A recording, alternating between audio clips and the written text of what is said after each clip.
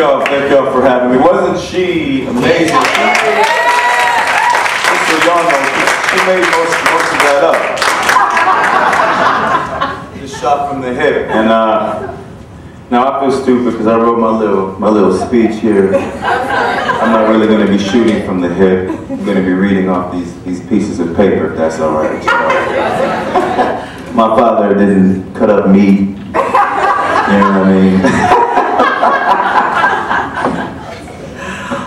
But on a more serious note, thank you all for being here, for having us. And if I'm correct, you guys have agreed to help register other people. Or what's the connection with y'all? What are y'all doing here? Somebody. We're here for you. Outside of that, I know. Come on now. Outside of that, like, have you guys elected yourselves to go and help other people vote, or all of that? Okay. All right. Well, I'm encouraging you all to do that and to do so, and I'm thanking you in advance. I'll be brief because I know people don't like when actors and musicians and athletes get up here and preach. So just give me a few moments, and I'll go back to what I do best. I'm not going to stand up here and tell you to vote for Barack Obama. I am, however, going to tell you why I am voting for Barack Obama. If you care and are influenced in a positive manner, cool. If not, I'm sorry, but you're going to have to listen to me anyway. I'm also not going to stand up here and talk policy. We have other people here far more qualified to do so. So if you have questions, please be sure to direct them towards our experts, because I don't want to appear to be any more ignorant than I already am. Now, there are a host of reasons why I choose to vote Obama, but the main one is this. In a word, it's history. Now, a lot of you, like me, are part of a generation that up to now has not really stood for anything. We haven't until now been able to say we've actually contributed. Well, now is our opportunity.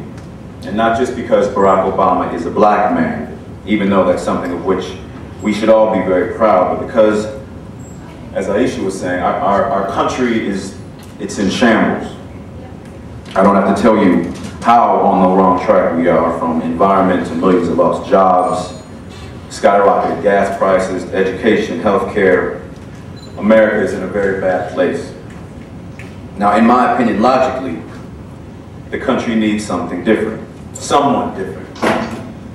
The country needs, and I'll say it even one more time, change. And Obama is heralding change. Obama is different. Obama is something brand new. And based on where we are right now, that's exactly what we need. America hasn't needed change so badly in a very, very long time. We all have an opportunity in this election to truly alter the course of this country, and most likely the world. Yeah. You have to think about that. Like, you all have the power in this room to change the world. This is our chance to make history. This right here could be our civil rights movement. This could be our women's liberation movement. This could be our movement. As cliche as it sounds, now is our time to make a real difference, not just in our country, but in history, world history. Wouldn't you all like to go down in the books as playing a part in putting the first black president in office who helped put America back on track? Helped America out of its slump. Helped America thrive once again. I do. So if you would, please consider that. We all can change the course of history by making history. I'll say that again. We can change the course of history by making history. That's why I'm voting Barack Obama. Besides that, the brother, he's just fly. He's cool. He's got swagger. He's got a jump shot. He's got a fade. I mean, you know, what other reasons do you need other than that? So you all get out there, do everything that you can. Whenever you're feeling lazy, whenever you're feeling like you don't matter, realize that you do and that you can alter you can alter history. Now is your time. So thank you very much.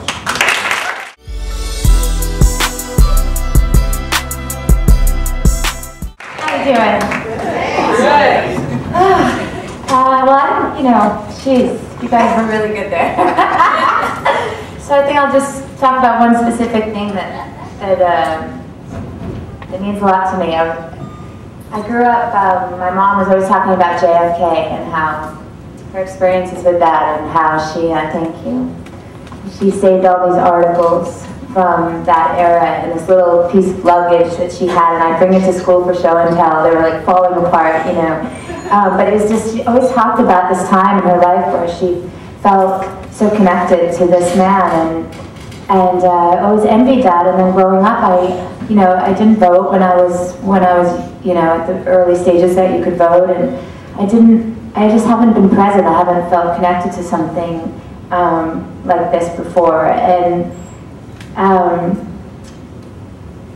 I feel like lately, you know, my idealism has resurfaced, and my hope, you know, and this idea that it is possible for us to make a difference and to do something. And I've been abroad lately. I've been traveling a lot in the UK and singing in different places and hanging out with people. And when you're over there, there's people from all over the world because, you know, they're all so much closer to each other, the countries, than we are. We're so isolated over here, and they all just have such a great, you know, feel and understanding of each other's cultures. And there's such a huge, overwhelming support for Barack Obama. It's like not even a contest over there. It's ridiculous.